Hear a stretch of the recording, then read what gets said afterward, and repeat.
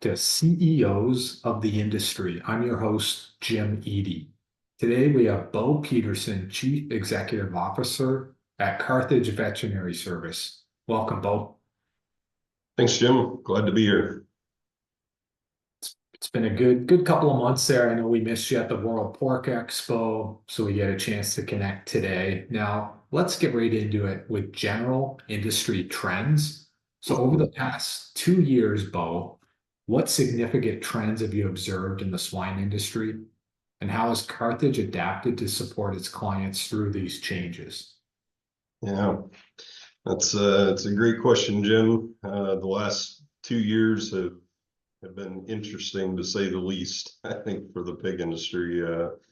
I think stating the obvious, but the most significant trend we've seen is just a significant lack of profitability. As we look at the reasons for it, they're very wide ranging and complex at times, but if you kind of boil it down, we've seen some pretty significant inflation in feed costs.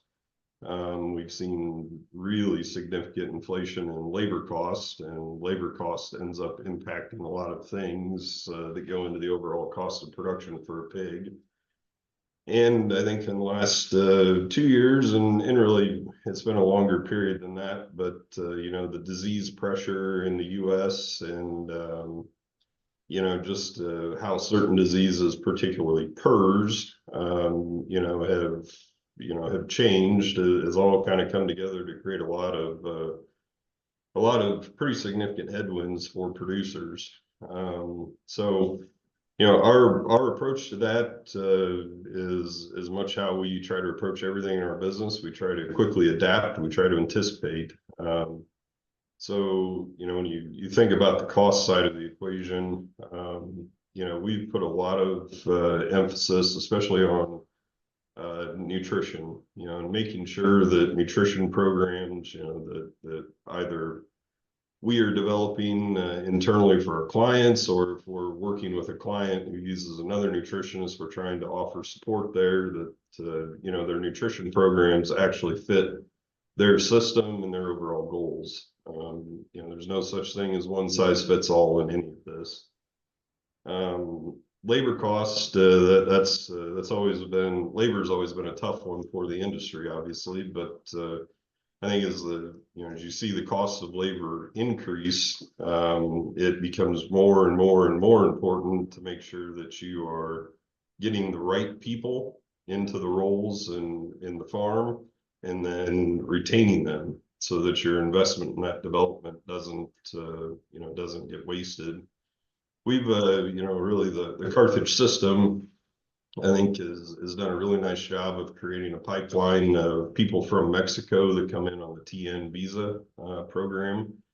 And what we've seen internally and with a lot of our clients who have started to utilize, the TN visa program, is that it really is a differentiated labor, supply in a sense.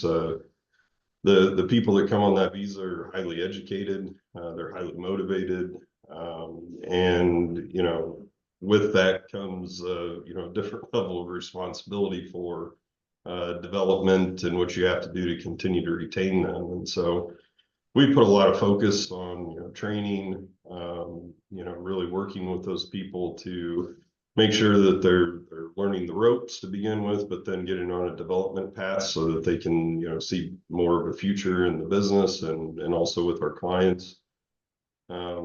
But it will continue to be a problem. And again, when the fast food restaurants are paying $15 an hour, right, it's going to drive a lot of inflation, continued inflation, I think, in our labor costs. And so more emphasis on the team members and development is going to continue to be a big focus of ours as we go forward with that. On the disease side, again, I think of disease, biosecurity. Biosecurity has continued to have to rapidly adapt. As you look back over the last 2 decades of pig production, I mean, what we do today for biosecurity is is an entirely different world than where we were just 20 years ago, and it continues to increase in the speed of that transformation. So things like filtration of sow farms, that's something that we've invested a lot in and understanding and being able to execute that, but just standard biosecurity practices. And again, back to training of the people and getting them to execute them every day, every time, is extremely important. And then eradication and what you do when you do have the disease. I mean, that has also shifted significantly, in the last 5 to 7 years, especially when it comes to PRRS. So we have a team of 13 veterinarians on staff. We have a large research team. A lot of a lot of those resources, go towards continuing to evolve and adapt, our protocols and our approaches to disease eradication to, hopefully speed it up, but not just speed up the eradication, but minimize the effects while the disease is present on the farm. So those are, I mean, there's a lot of other things we could talk about, but the profitability issue in the industry over the past couple of years is definitely top of mind, I think, for everyone in the industry, including us. We've felt that along with our clients, and we just we have to get better every single day and make sure that our clients can weather the storm and come out the backside with opportunities to grow. We've got a few hot topic questions. Let's backtrack briefly, Beau. And you're the CEO at Carthage. How did you get here? Sure. So I grew up in northwestern Illinois, on a small farm, grain and livestock. I went to the University of Illinois, and actually wanted to be a veterinarian. My freshman year of college at the University of Illinois in animal science, and about my junior year, I met a guy named Mike Ellis, who was a professor in animal science, and he started to talk to me about graduate school. And it turns out that they would actually pay you to go to graduate school, and so that sounded like a pretty good deal and got me listening. And the more I worked with Dr. Ellis and his graduate students, the more I fell in love with pig research, and Dr. Ellis's program was very applied. So I went on to graduate school, did my master's and PhD with Mike Ellis, and then joined the Mashoffs right out of school, and did a variety of things in the 11 years that I was there. I led research and development. Was involved in supply chain management for the company, and then had a general manager role where I was responsible for about 60,000 sows. So that was kind of my pre-Carthage career and upbringing, but all very applied, and really got to work across multiple, really every area of the swine production business. And so the opportunity came up to come to Carthage, and it was just an opportunity to work with many producers, which is, again, what we pride ourselves on. We work with, every segment of the industry in some way, shape, or form, and the ability to, take innovation and new technology and new approaches out to, small producers and large producers alike was a very appealing concept to me. And here I am. I've been here for almost exactly 5 years, and enjoyed every day of it. Well, it's fascinating. Everybody's journey is so different, but just hearing it, learning, I think it makes us feel connected more with people in the industry. Now, back to the Carthage cost control and profitability, Beau.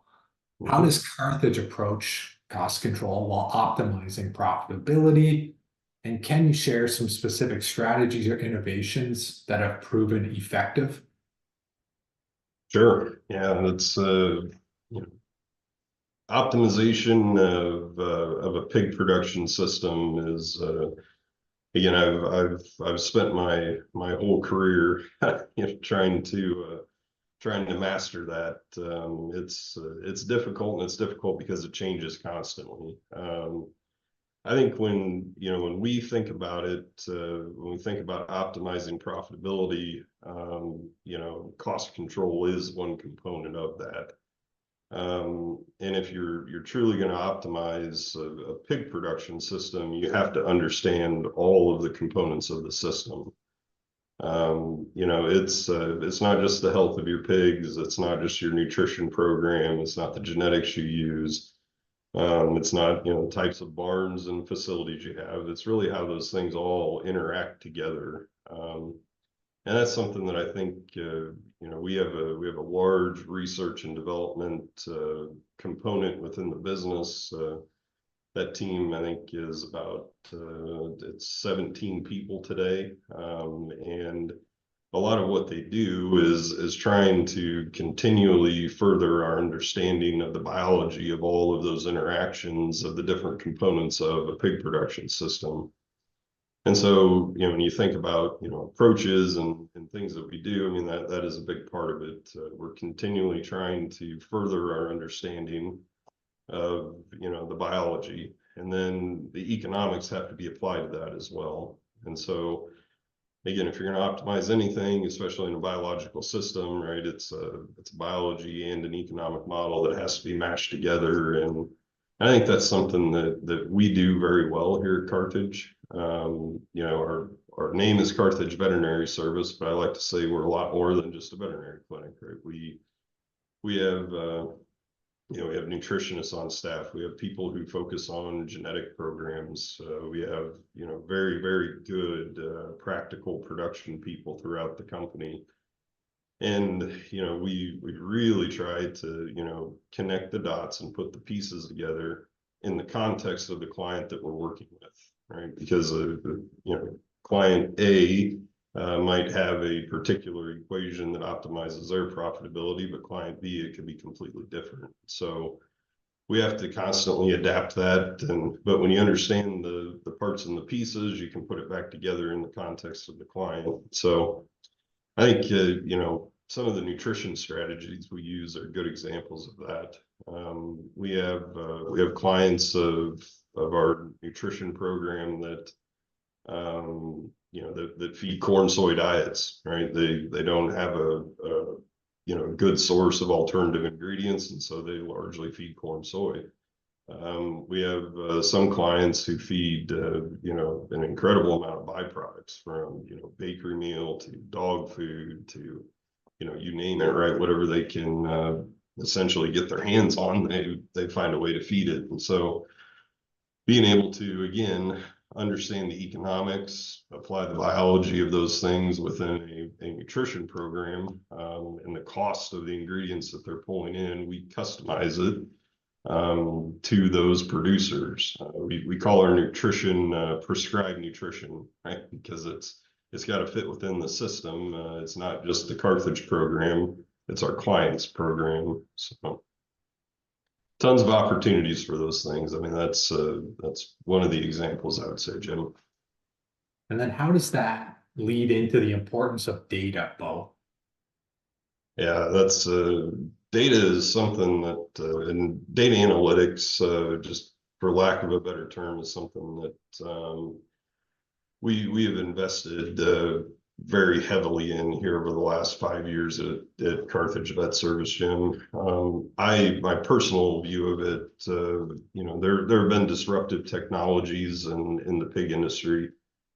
You go way back, you can talk about artificial insemination being a truly disruptive technology, right? I mean, things like that have come along, and they're usually few and far between. And I personally believe that data analytics, especially as we get into predictive and prescriptive analytics, is poised to be a next big disruptor in the industry. And so we're a data analytics journey, I think, is there's a lot of articles and publications on it out there, but I think, especially if you dial back the clock a few years, most of the industry was really at just, kind of descriptive, analysis, right? What happened last month?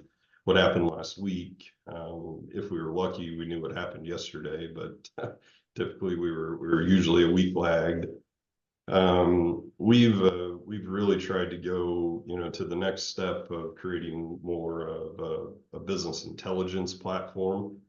We use Microsoft's Power BI to build, our analytics package is what we call it here. But with the adoption of handheld devices on the farm and being able to digitally input data instead of writing it on a piece of paper and then sending it to the office, right? The access to the data has become much more real time. And so we've been able to utilize Power BI and again, that on-farm hardware to really, improve, some of the real-time data reporting. So we have some data reports that they update 4 times a day.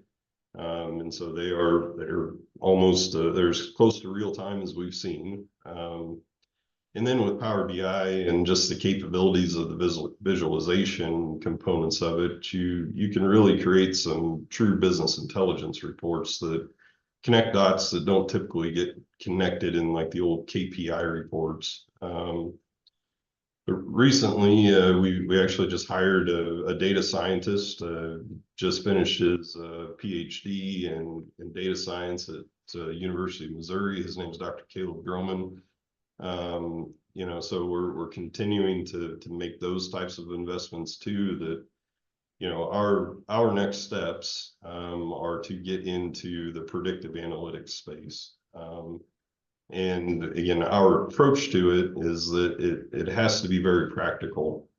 We can't create black box algorithms that really only create information that like executive level leaders in a pig production business can use. We have to create predictive algorithms that are going to assist decision making at the slat level. And that's really that's our current focus is moving towards that so that we can integrate those things into the programs and the data collection hardware that we already have on the farm so that we can again use predictive analytics to assist a decision in real time at the farm at the pig. So that's it's extremely important.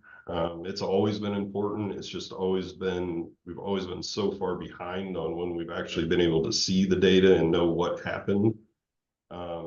But with the advances in technology and quite frankly, the expansion of the talent pool in data science, I think it's a wide open frontier and it's one that we intend to participate in and continue to bring very innovative solutions, to our clients.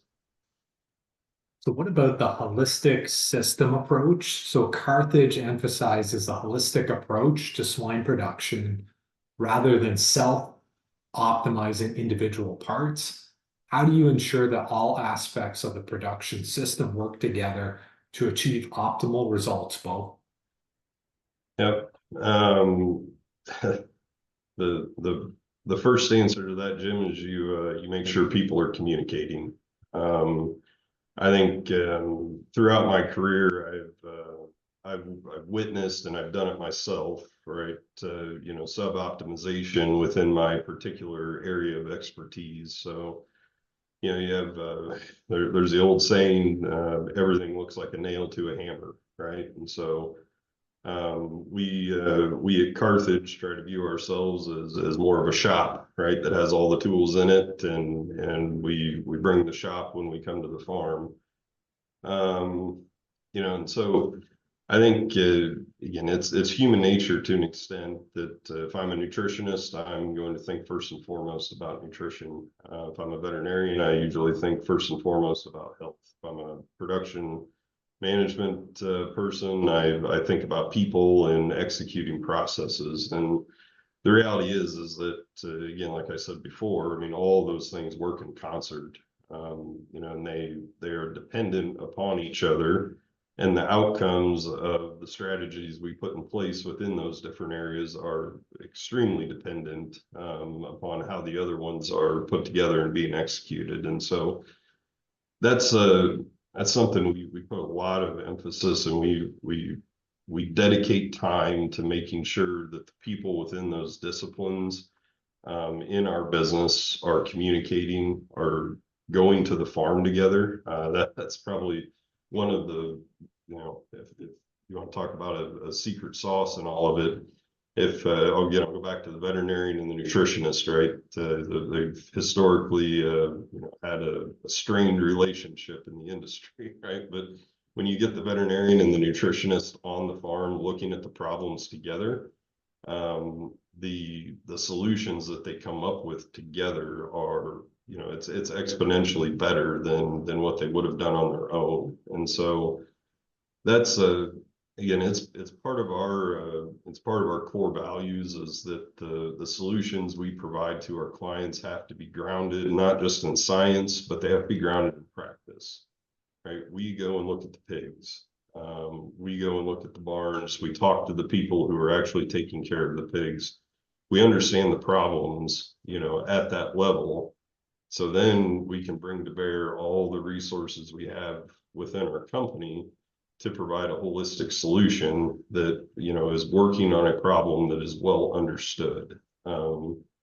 That's, to me, when you're talking about optimizing a system, that is one of the key components. Is, it goes back to my days in graduate school. Careful definition of the problem statement, careful definition of the objective. And when you can do that, because you know exactly what's happening, you can come to solutions that do truly connect the right dots and optimize the system. Now let's shift gears to leadership and vision. So, Sure. as the CEO, Beau, what's your vision for the future at Carthage? And how do you inspire and lead your team to achieve these goals? It's a great question, Jim. This is people development is one of my favorite things to talk about.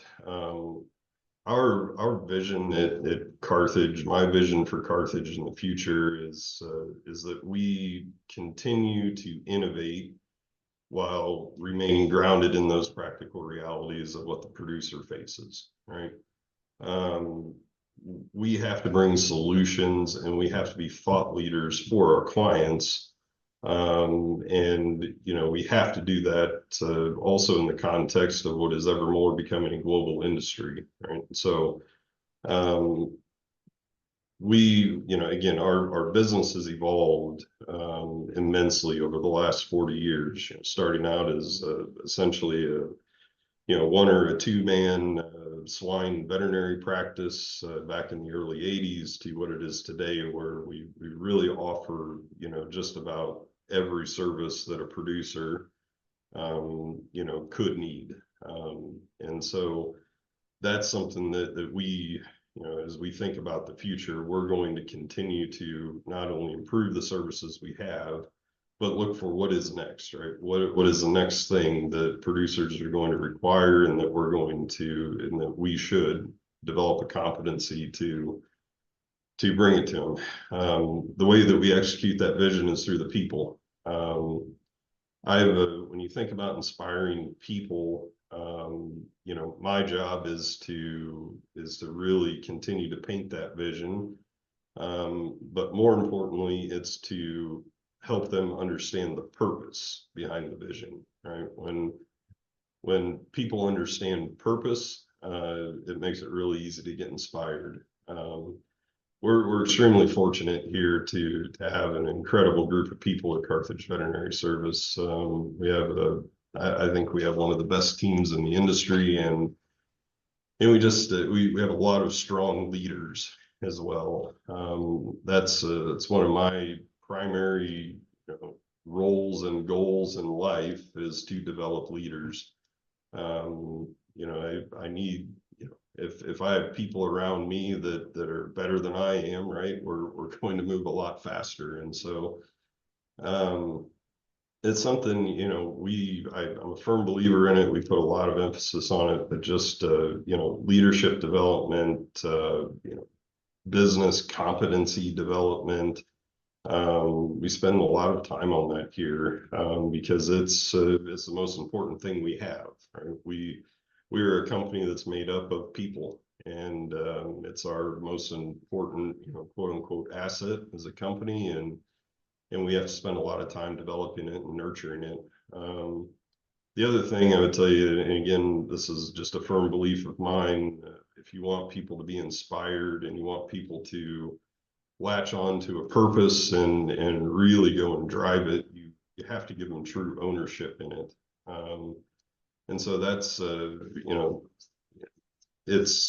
it can be a little bit tricky at times, because I think, sometimes people will give accountability without responsibility, or, responsibility with no accountability, and getting that mix correct, is something that I've seen, it, it takes the lid off of people. When it's theirs, they understand it, they understand the purpose, they're truly accountable for it.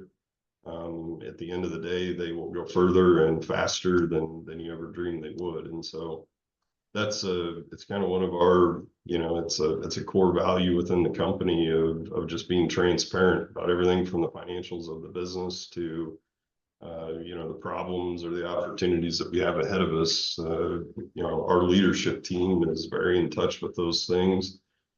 They own it, and they are decision makers. And so when you create that type of environment, again, these are my opinions, but when you create that type of environment, the inspiration a lot of times just comes naturally, and you just have to continue to, painting the picture of the vision of the company is that's a continuous process. It changes every day, and you keep communicating, keep it transparent, and people can get behind that.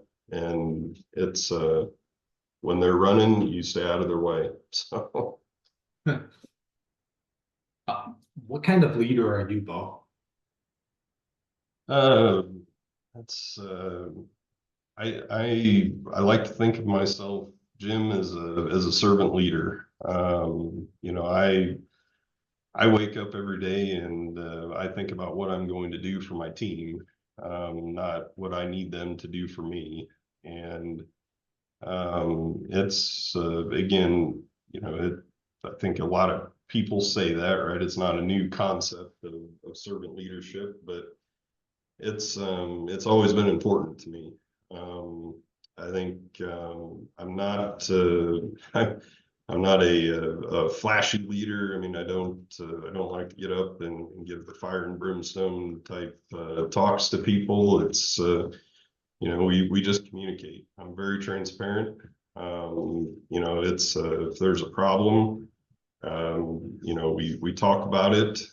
I have high expectations, and I don't, and some people might say at times they're unreasonable, but you have to have high expectations if you want to be part of a growing organization, and as long as you're fair about those expectations, and again, empower people and create the opportunities for them to achieve them,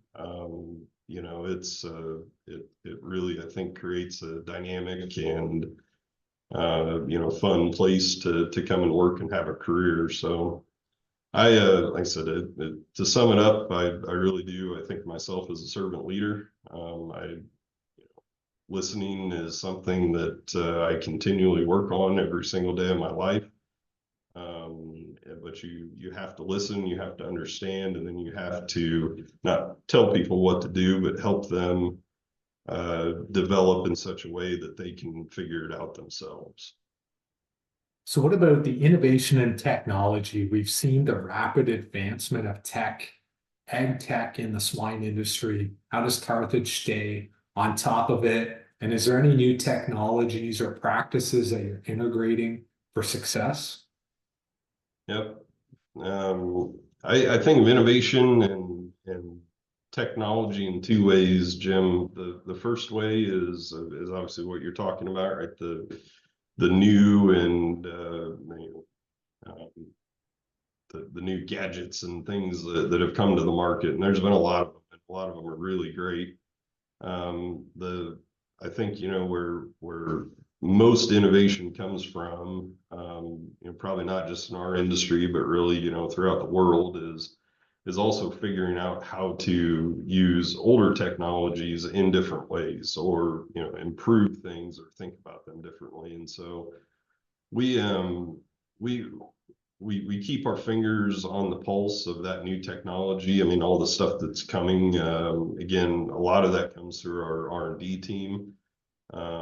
We have great relationships really across the industry, and get to do a lot of research with a lot of different organizations. So we stay very in touch with that stuff.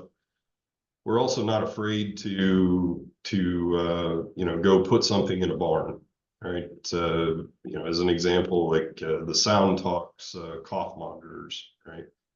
We had those, and we have those in one of our research barns. You know, we try to use our research facilities as a bit of a screening ground for a lot of the new technology, to make sure that we understand it and what it can do. But some of it you can't, you know, it has to be applied on a broader scale. And so we will do that.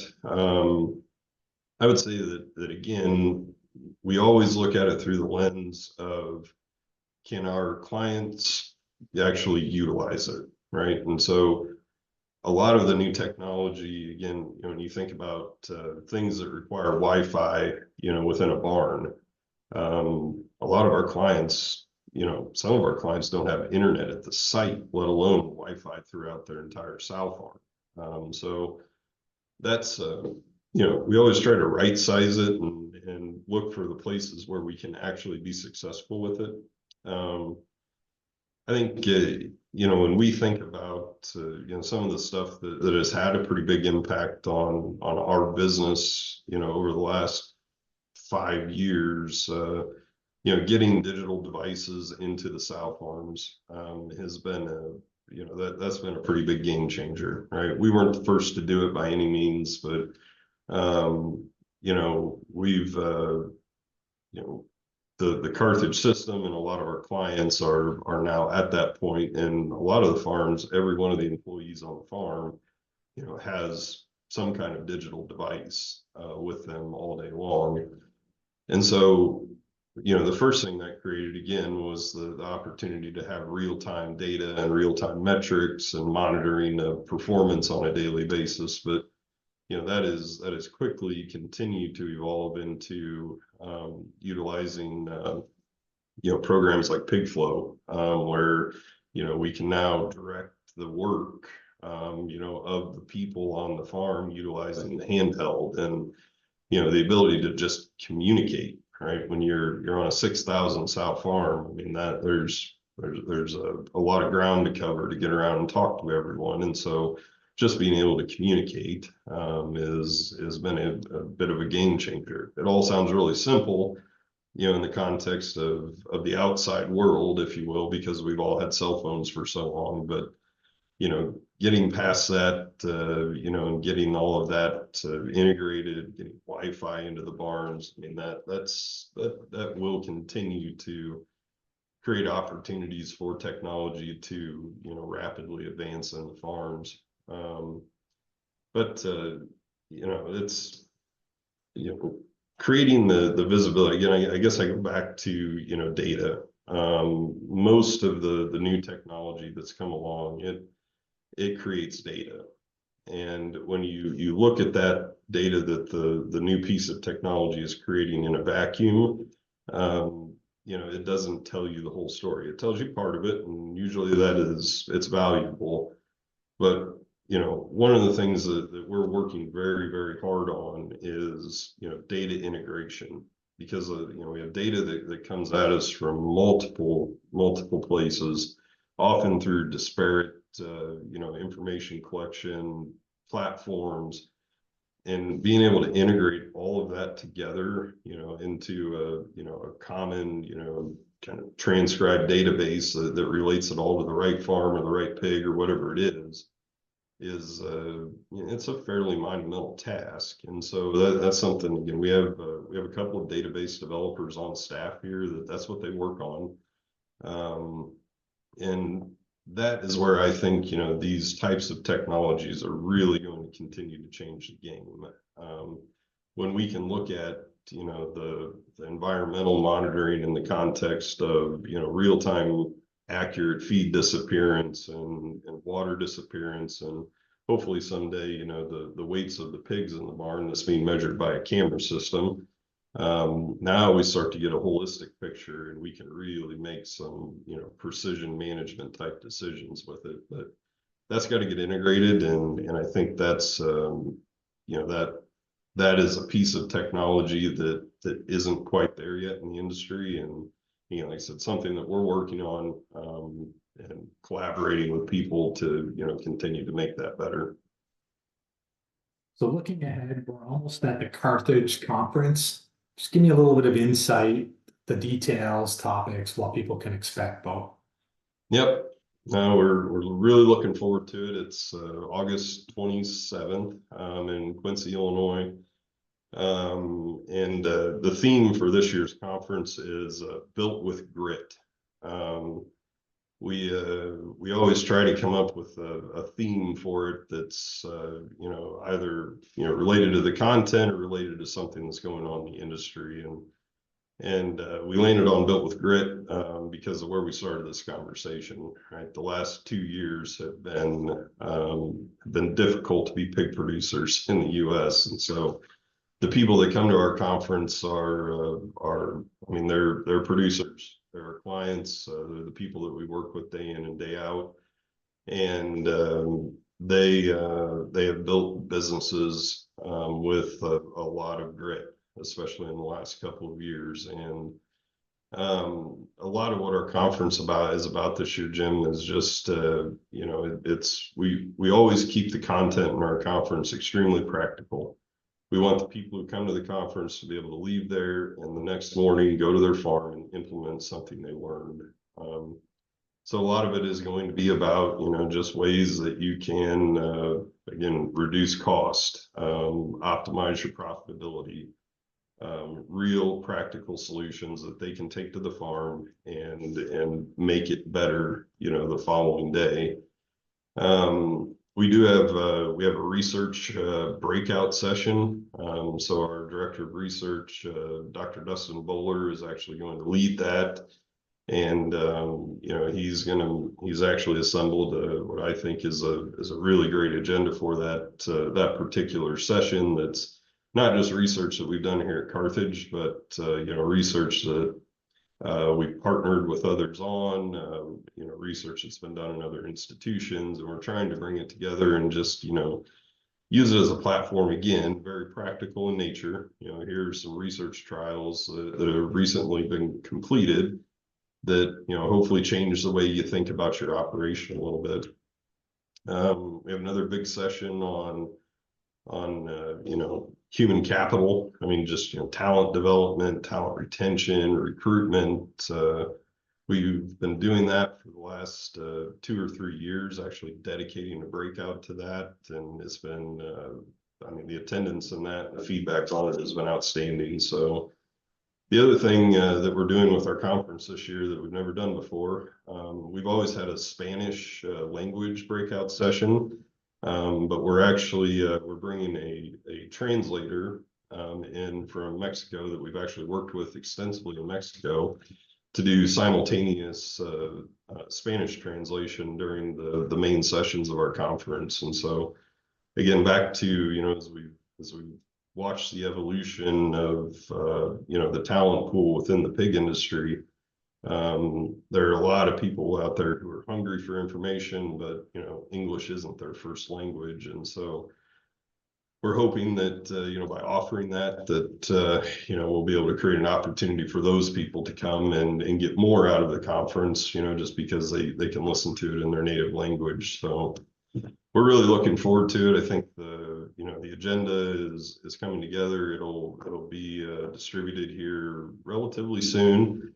But should be a great day, and should, again, the point of it is to bring information that a producer can walk out and put in practice on the farm the next day. And I think we'll have a lot of opportunities for that. Great conversation, Beau. Thank you for joining us on CEOs of the Industry. Thank you, Jim. It was a pleasure to be here.